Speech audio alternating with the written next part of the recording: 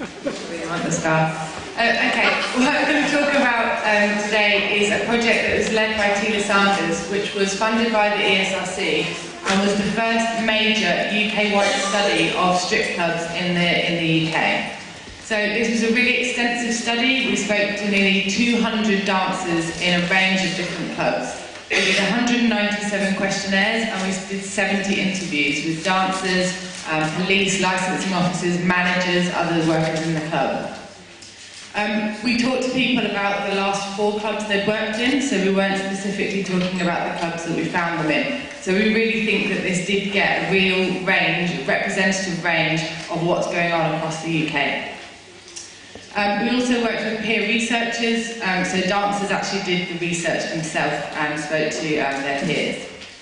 So the main findings were that dancers had very, very high levels of job satisfaction. 3/4 of them said that they thought of their work as being 7 out of 10.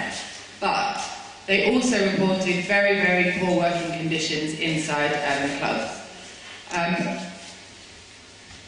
A really key finding, though, was that every dancer we spoke to, when we asked them about coercion or trafficking, they said it was completely laughable. They said, you must be joking, these clubs are on the high street, we're very, very visible, there's absolute, I can never think of a single example of anyone that we spoke to that reported anything like that at all.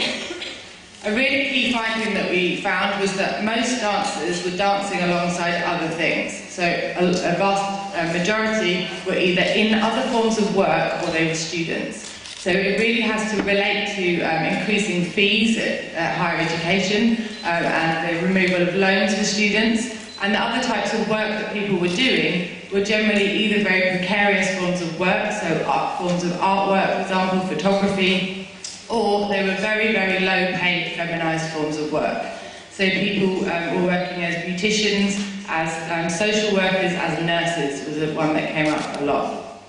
And so I think it's really important to see this type of work as situated in a much broader labour market, which has really poor conditions for women, and particularly poor conditions in part-time work. The poor conditions that I spoke about were that there were very, very high levels of commission on dancers, so dancers had to pay 30% of every dance they did to the club. They also had to pay to work in the clubs, and fines and fees were used arbitrarily against them. This meant that 70% of the dancers we spoke to reported at some point losing money by attending work. And so I think this explains a lot of the expansion that has been identified of clubs on the high street. Now, the second thing that I want to talk about is the effect of the licensing, which came in under the Policing and Crime Act. So this had been introduced from pressure from groups such as Object, saying that they wanted to defend women's rights in relation to these clubs. Well, this licensing has had an effect on workers' conditions that they have deteriorated a lot. There's a lot of reasons for this. So one is that the high cost of licenses have been passed directly on to dancers. A really key thing is that within these licenses, nothing was written into these licenses about working conditions for dancers, nothing at all. So there was actually a moment in which, if people really were interested in women's rights, they could have actually advocated for writing in good working conditions for dancers into these licenses. So there really has been an empty shell, we called it, in terms of these licenses. It's also concentrated power in a small number of clubs. So in cases where dancers want to leave, there aren't other clubs that they can go to or threaten to go to. And in cases where dancers, the good news is that dancers are starting to collectivise.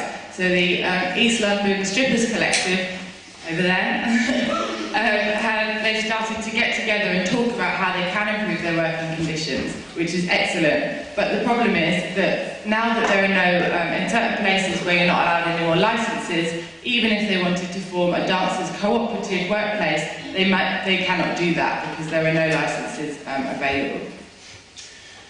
There's also been reported that where clubs are losing their licences and none are being reissued or clubs are being shut down, dancing is going underground. This is not news to most people because we know what happens when work is pushed underground.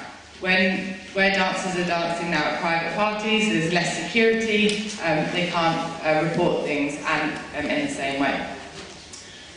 So the last thing I wanted to say was really on a positive note, which is about dancers starting to collectively organise, but that the effect that this licensing has had has really been to minimise dancers' power in relation to their workplaces.